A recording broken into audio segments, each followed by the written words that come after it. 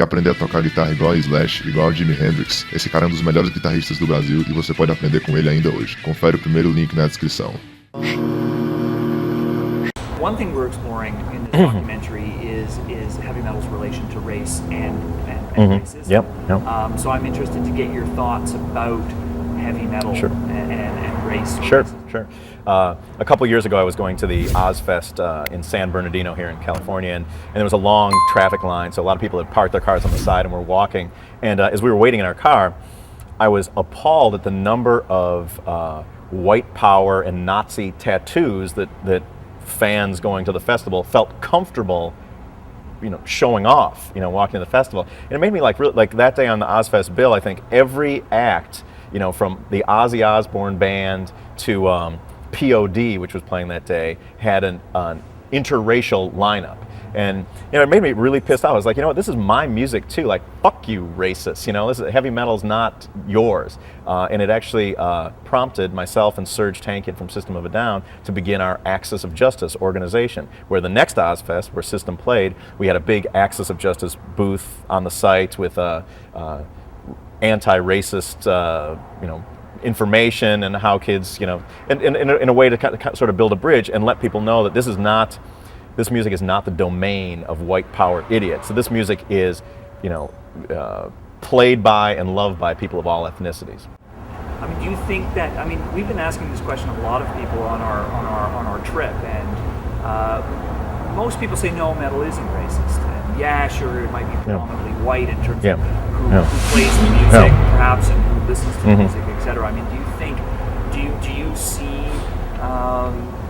racism as within that particular genre of music?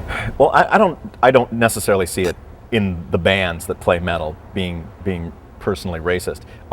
It felt uncomfortable going to that Ozfest show that there was in that particular audience that day, that it was not confronted that there were all of these Klansmen in attendance to the show, and that's why we began Axis of Justice to begin sort of an informational outreach, let people know that they're welcome no matter what their ethnicity, no matter what the color of their skin. I think that it's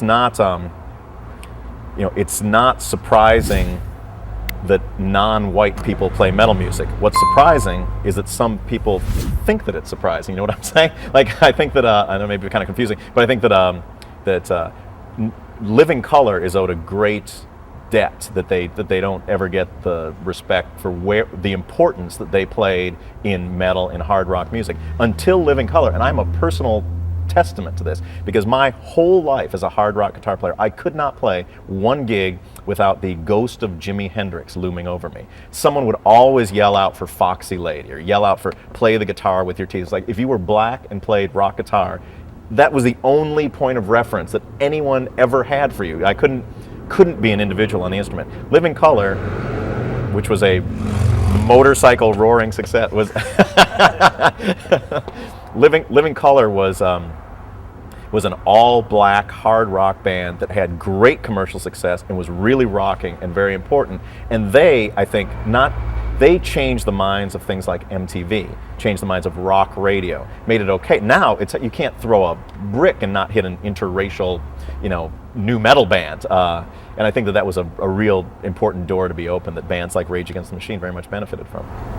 Comment is very timely. We met with Corey Glover last night. Oh wow, yeah. Which was great. Yeah. I want to ask you though. I mean, do you see heavy metal particularly as a potential place or site for the expression of racist views, as opposed to other forms of music? Yeah. I mean, do you have any thoughts about why, or do you think it's just a coincidence that you saw these guys? Or I don't think that heavy metal music is as a particular home for racist views.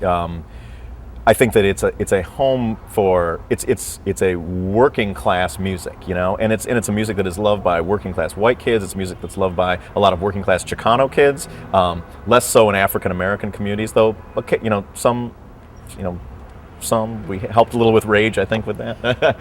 The Armenian community with System of a Down has gone crazy for metal since their arrival. So I think it's a matter of finding things to relate to in the music, and whether it's the anger, whether it's the frustration, whether it's the escapism of it, that those are things that working class kids, a lot of white working class kids, can really relate to.